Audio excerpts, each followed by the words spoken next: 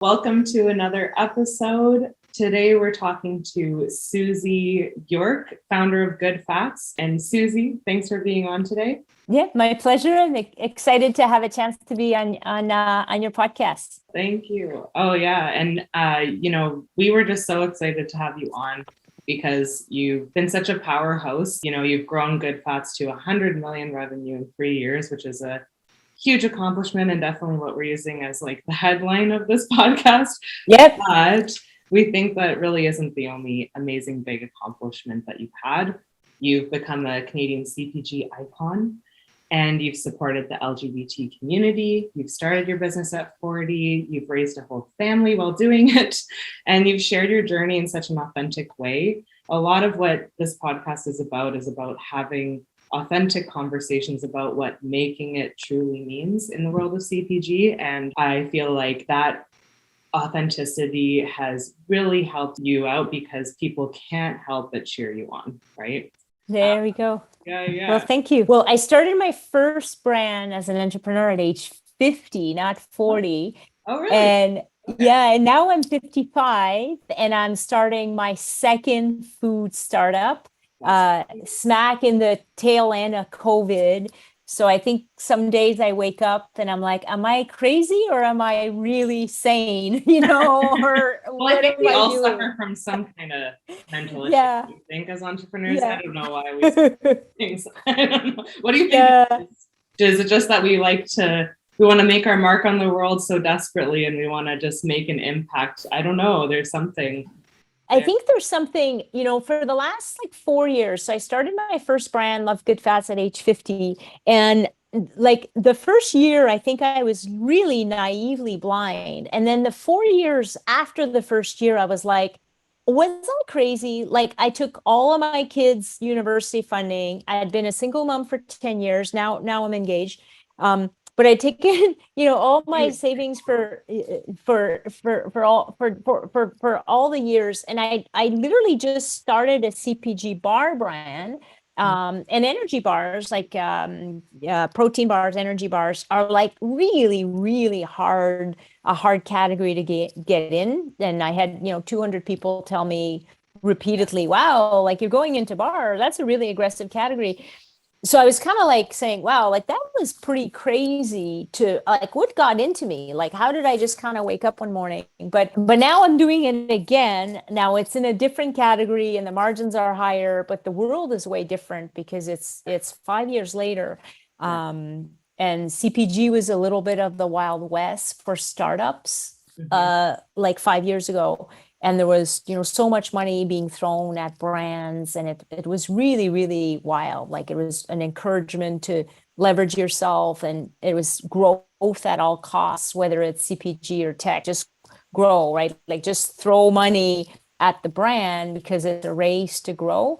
And I think COVID and now the whatever version of recession we have is forcing everybody to be much kind of, slow down, be more more risk averse and much more conservative with money. But it's a good time, if you have a really good idea and your profit margins are decent, it's a really good time to launch because there's hardly any innovation now.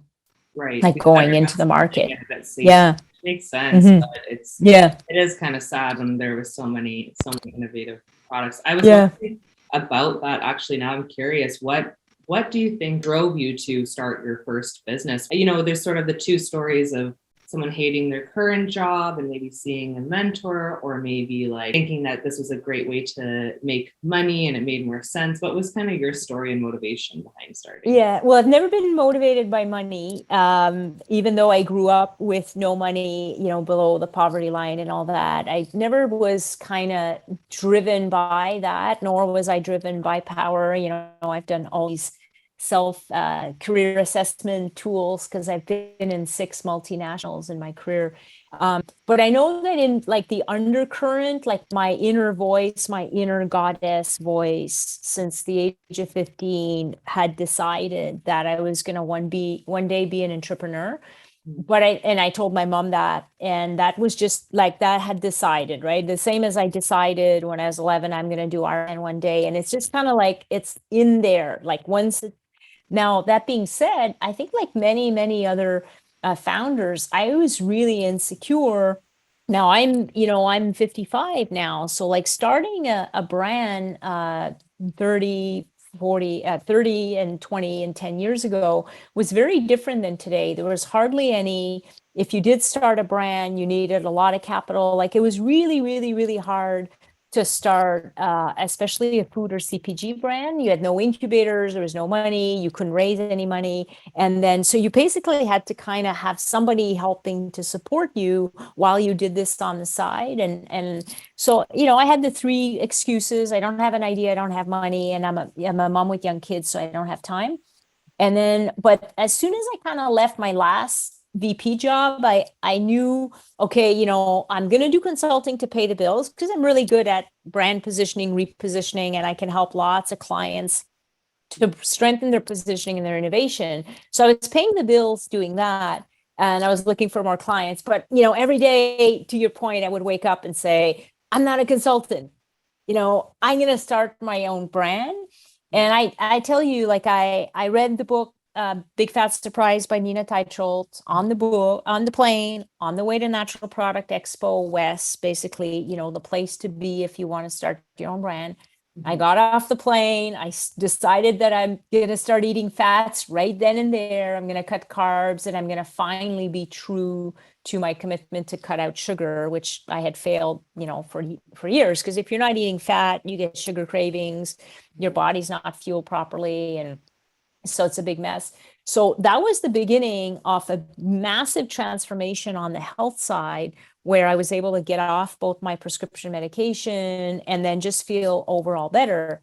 Yeah. But then I didn't really believe it. I had, the first thing you do when you want to launch a brand, and I've launched brands, I've killed brands, I've repositioned brands, is you write the brand positioning. So I'm a marketer. I'm, 25 years of marketing. So I wrote the brand positioning in the hotel. I was Googling the names.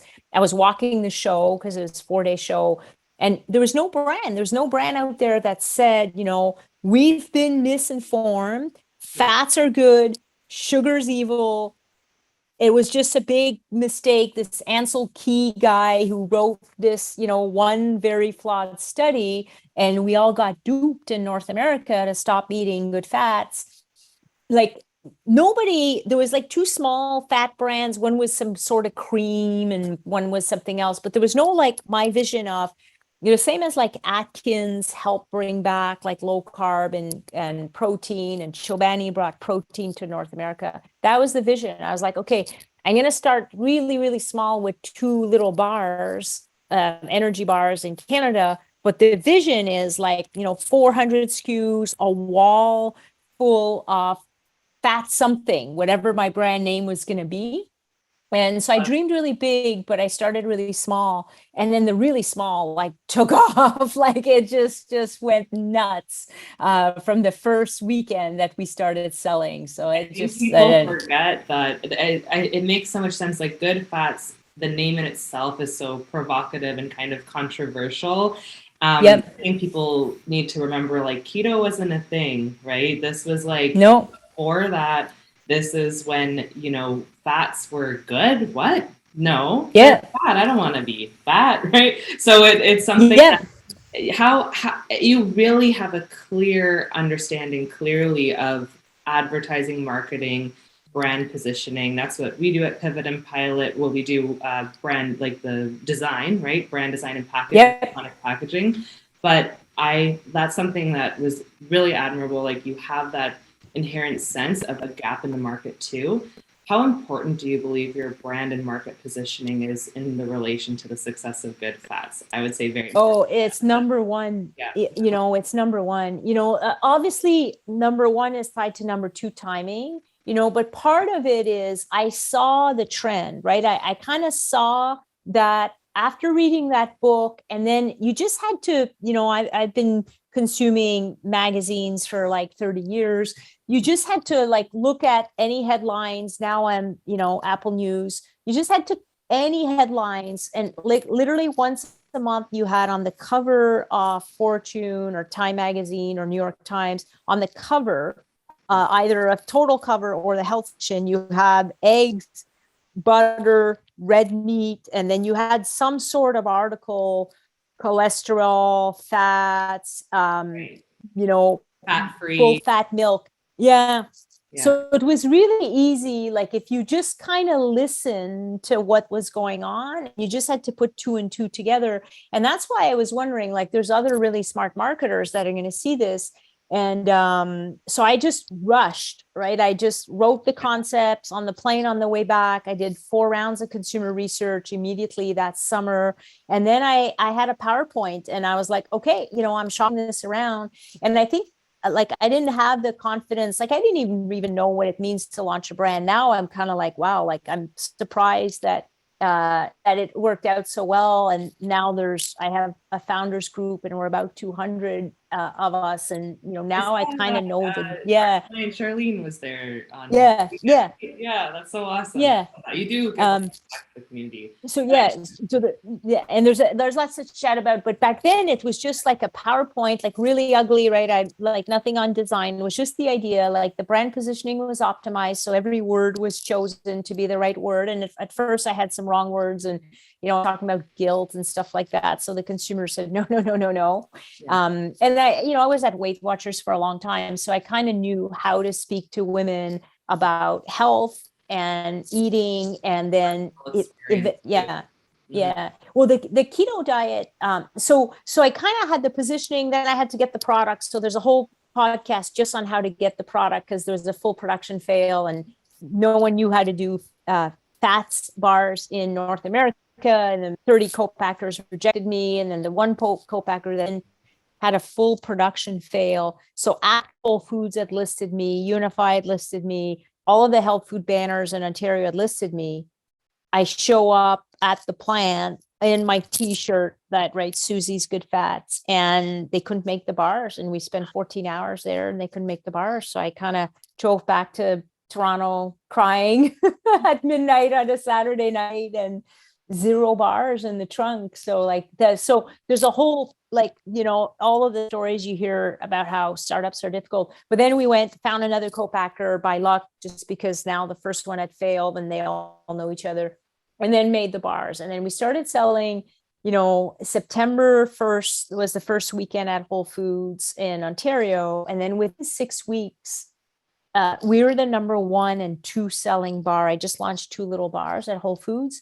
Yeah. So then it just took off. And I think, you know, the advice I would give is, I didn't really, all people that I met believed in me way more than I even believed in me at first, because I literally had my little PowerPoint and saying, hey, you know, I'm just a consultant here to pay the bills if you need a marketer. Oh, but by the way, I have this little side project idea.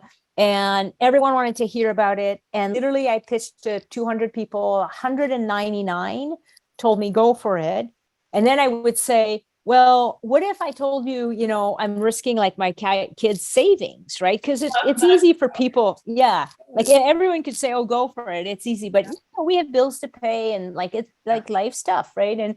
And pretty, like everyone would say, like, Suzie, it's a big idea. So I think, you know, the process of gathering input, you know, anyone who knows me knows I kind of go, I listen. And the way I'm an engineer by training, and the way I process is just my way of processing. But I was gathering a lot of data. I was gathering quantitative data, qualitative data, consumer data, a lot of research. And the trends, like every week there was more articles. I just knew, but then keto hadn't broke. So September 17, there was no keto. Yeah. May 18 is when keto started going nuts. So I just got really lucky with the timing. Like it just carried the brand. I mean, I think there's a lot more than luck too. That story of approaching all of those investors and kind of DIYing this deck, and you know, you kind of have this, like you get Shark Tank, sure, like little things, like you don't learn this stuff in school, and approaching investors and navigating that pre-revenue phase is so intimidating, especially for CPG brands. And you had a lot of success, a lot of enthusiasm from the saying, "Hey, I'm risking my kids," and or not risking kids, but my kids' future. I need to make sure that you actually believe in this. And what made you select the investors that you did, and how did you and this is something that you can definitely answer whatever you feel comfortable with, but how did you decide to give up? Did you give up a portion of shares, or how much of the company should CPG owners fight to keep versus give away in that initial stage? Yeah, well, it really just all the answers start with when you define on one page your brand strategy, your company, and your company is your brand. So I'm a marketer, so I'll say brand strategy versus company strategy. But it really depends how, you define it. I started, again, a year and a half, no employees, and I wasn't paid. I literally had me working a gazillion hours and a small board of directors and a few advisors that were helping. But I was doing the work, right? The advisors provide advice, but someone has to do the work, make the phone calls, do the decks, follow up, fill out the forms, and find them, right? Yeah, and the reality is the decision I recommended, and with the advice I was getting, which my understanding in the category is speed and scale. So every single deck for the first 3 years, our board decks, our investor decks, even our retailer decks had speed and scale. It was really our mantra in the office. So I chose to give up share and raise more equity to go faster, because there's a bit of a race, and especially in bars, right? Other categories, you can go slower.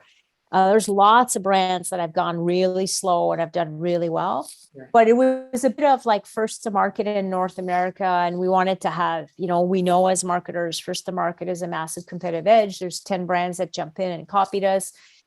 No other brands had the word fats in their brand name. So there was keto everything. So it just got a big mix up of keto. And there's some brands that have done well, and are still doing well, like now in the keto space, but it just got, an influx.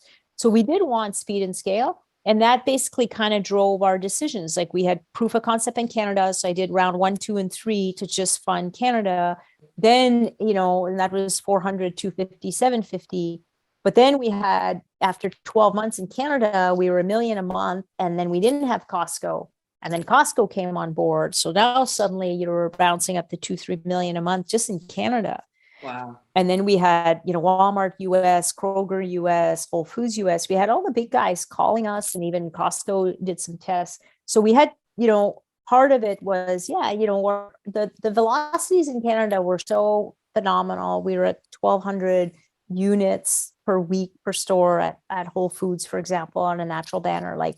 There's no other brands in North America in bars that had anywhere close to the velocity. So we felt it was a good calculated risk that even if we're half or a third as successful per store in the US, we're still going to be, breaking records. What a great place. So that's, so we raised 3.5 million, 5 million, 7 million, 5 million, and 11 million. So we just, part of the growth needed working capital. But by then, when you have those type of velocities that have never been seen before, and we're faster food startup than any other Canadian brand in 40 years, now you suddenly had all these people throwing money at us. That's amazing. It's a good problem to have in a lot of ways. And how did you pick your investors? Was it their personality? Was it their experience?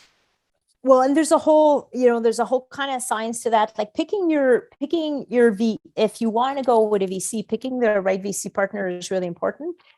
We wind up 5 rounds though with just angels. So that was pretty easy, because with angels, the majority of angels are fine. If somehow there's angels that are a bit oddballs and they want a board seat, or they want to direct your strategies, that would probably be the exception, because angels know that they're just there to be in early on. And the most precious asset the company has is their founder CEO. And if their founder CEO is in hours and hours of pitching meetings all the time, then they're not doing their job. So many of them were super respectful. They would even apologize for taking an hour You Wow. know, they would cut a $50,000 or $100,000 check, but they'd apologize for taking 1 hour of my time to find out about the brand. So that's the founder, like the angel mindset. The VCs is a whole longer conversation, and I think for startups, you know, the advice I would have is like, you know, the longer you can delay needing a VC partner, like the better. Like if you can have like really good seasoned in your category experts that'll put angel in, Yeah. then fantastic. You know, and then VCs is a whole different world. You know, the documents are much longer and there's a lot of constraints. And, you know, if you think about what's happening with COVID now, you know, there's a lot of these kind of these agreements that, you know, put the companies in a really tougher position than if you just had angel money. So yours was all angel. That's awesome. Except for the last round. Yeah, the COVID round. Then we got again, you know, EDC has been amazing in Canada for us. They supported us 3 times. And then we also had Investico as our VC, which is a well-known Canadian venture capital firm in Toronto.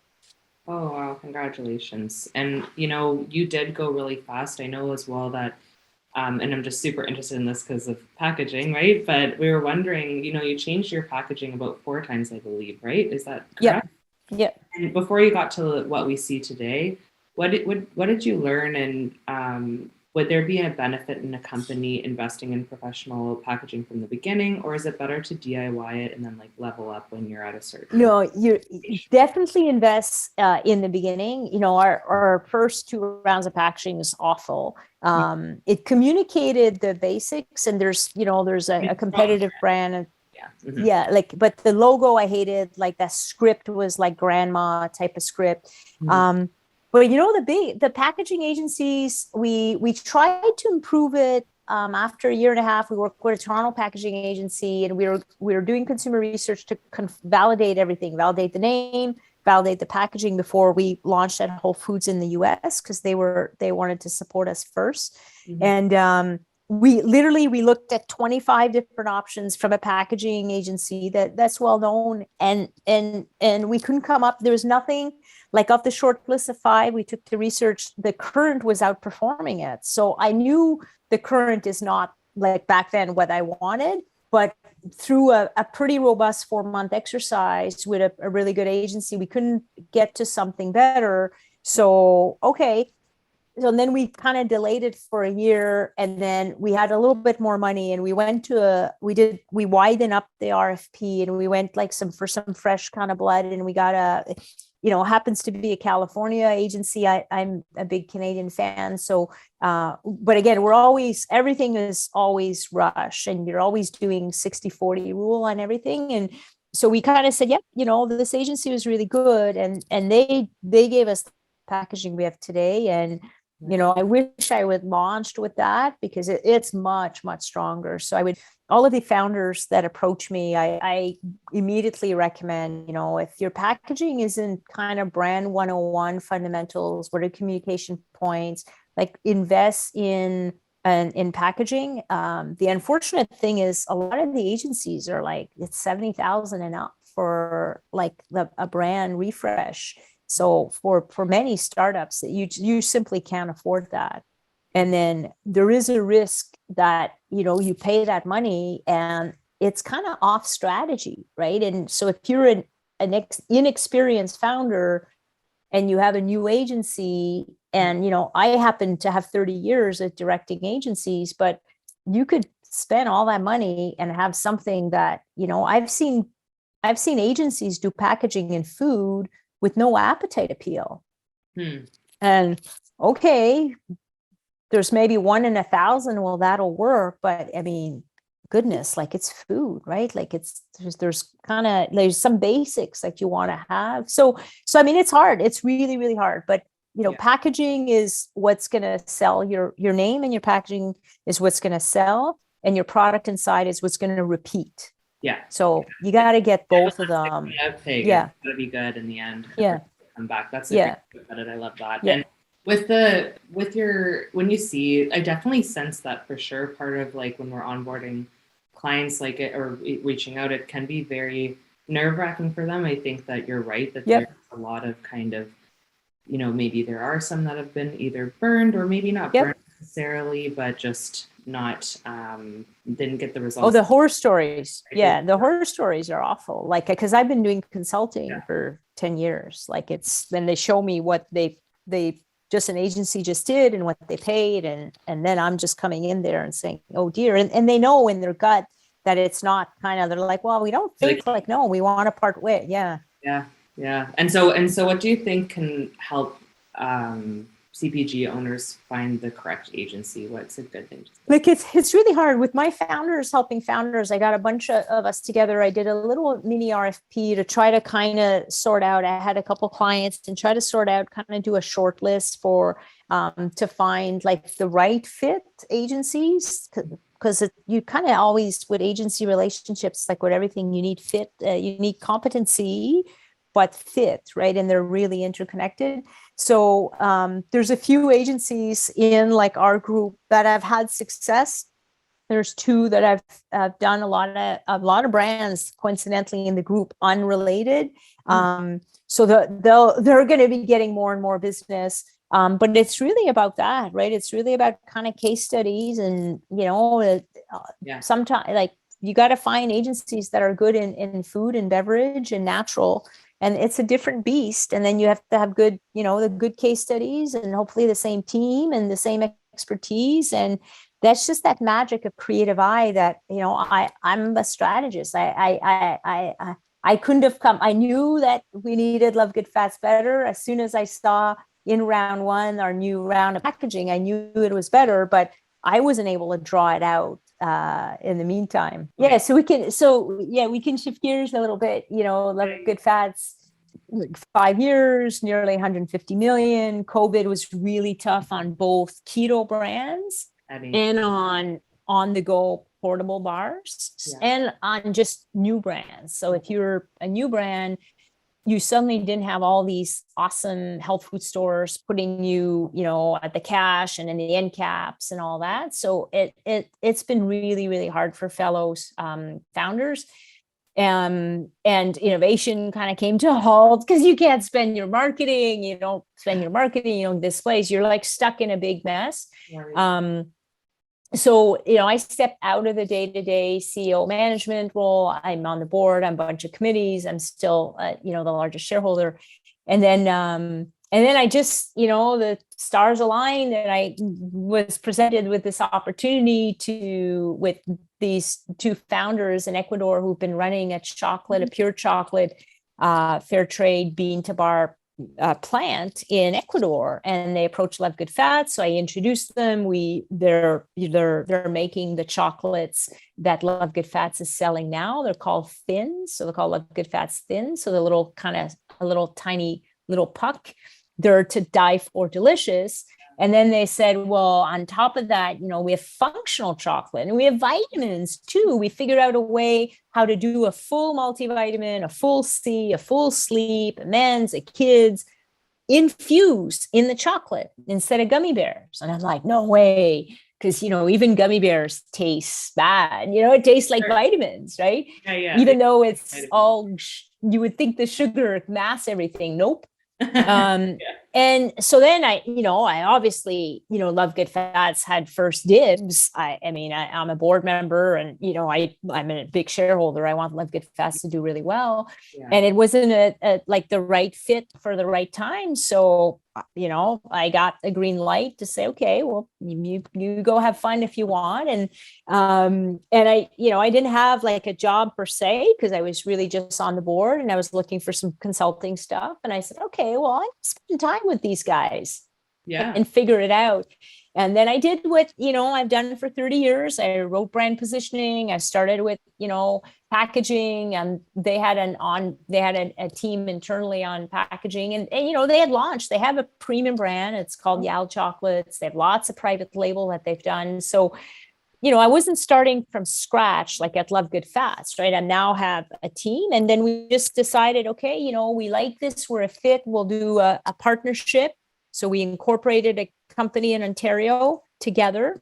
Started putting my life savings in here and realized, this is a big idea. There's no vitamins and supplements in North America that are in a pure dark chocolate. Yeah. There's barely any functional chocolate in Canada. There's no real functional chocolate with infused vitamins with glucosamine. And there's two big opportunities. Yeah. We also have a line on beauty. So chocolate with collagen, I mean, so we know functional foods are, I mean, I was at the founders barbecue last night and I swear half the brands were functional food or drinks. Absolutely. It was crazy. Yeah. So again, totally on trend. It's coming. Health Canada just opened up the supplemented food facts. So now you can actually fortify chocolates for the first time ever. And that just happened 2 weeks ago. So we knew that was coming. So we're, our products are ready to ship with the fortified food supplement facts. So it's, we're rolling out. We're going to do a little Kickstarter to allow people to buy in advance. And then we're going to start shipping to Unified Purity and all the retailers in the fall, like late fall. And in January will be our big official push. We have our launch video breaking on Tuesday. So that's our immediate next target. And then we have a Kickstarter right after that. So it's exciting times. That is so exciting. And thank you so much for sharing all that insider info. And I'm sure we'll see it all in January. I do feel like you've really, throughout CPG, you've really become this founder and that brand of your personal brand, as well as, and almost like an OG in that capacity where you're the face of the brand, as well as having your brand. And now people are I feel like that's going to make this brand launch even more successful for you, because people are, like I said earlier, rallying behind you. I certainly am. Your story impacted me the first time I read it on LinkedIn. This is our first time actually having a face-to-face conversation. So I feel it's going to go very well, and absolutely the functional space. Well, I hope so. I'm just my authentic me. I'm a little bit on the spectrum, so I don't really see myself like people see myself. I don't I don't see what a lot of people see. I certainly don't see messes or stuff. I'm in my head a little bit more than and then maybe that kind of makes me not realize that, I have a bit of this persona. I just kind of get up really early. I'm super happy. I have 3 rescue dogs. I'm just thrilled to just do work. The first thing I do is I have my super strong coffee and I work weekends. When I was training for Ironman, the first hour was just hard work, then a hard workout, then my mom routine. And I just, it's just kind of how my DNA is. And I really want to make a difference. And, I was infuriated with the good fat messaging. Now I realize that, the best chocolate in the world is from Ecuador, and these little farmers that the one we met spent 45 years. They're just doing this for us, for North Americans to eat better tasting chocolate that doesn't have pesticides and garbage in it. But there's nothing like that. And I'm like, oh my goodness, and you taste the difference right away. I grew up with not a lot of money. So we had the $1 rabbit chocolate that's not vegan chocolate, right? Yeah. So it's different. So I'm a bit fueled by, let's get the message out. And these are important messages. Keto might have taken some knocks here and there on the diet per se, but it's a really, really healthy way to eat if you can cut sugar and cut carbs, whether, there's Alzheimer research, there's cancer research now, obviously obesity, diabetes, it can reverse all this. It's a message that we were so misinformed for 40 years. Yeah. And now, I can bring to the world the world's healthiest chocolate.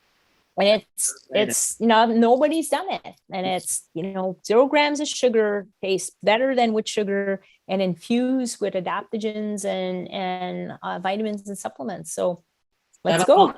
Let's get chocolate in people's bellies. Yeah, and make sure they don't feel guilty about it. That's going to be awesome. I think it's the snack that everybody feels bad about, and that'll be more than fine. So that's amazing. It's hard to believe. Like I mean, I take the sleep every night. It is so creamy. And like every night I take a bite and then you kind of get a bit of the rush, you know, when you have something that tastes so good. And every night I'm just blown away. I'm like, oh my God, like this is actually, you know, flavonoids and cacao and MCT oil and no sugar. And it tastes good. Yeah. And it's just fantastic. So like we'll get the word out. So just, you know, keep following me on LinkedIn and you can pre-order some stuff in 4 weeks and try it out. We'll have lots of influencers and affiliate codes and all of the fun stuff when you start a brand to get people to have a chance to buy it. Support that Kickstarter. And yeah, that is going to be, I don't see how anybody would say no to sugar-free healthy chocolate. Yeah, so I think you're on this great. Absolutely, and we're really excited to see where it goes. Thank you so much for being on today, and yeah, we'll talk to you soon. Stay in touch. Really appreciate it. Thank you. Bye, Take care. Two peas on a pod. Two peas on a podcast. Brought to you by the founders of Pivot and Pilot Creative.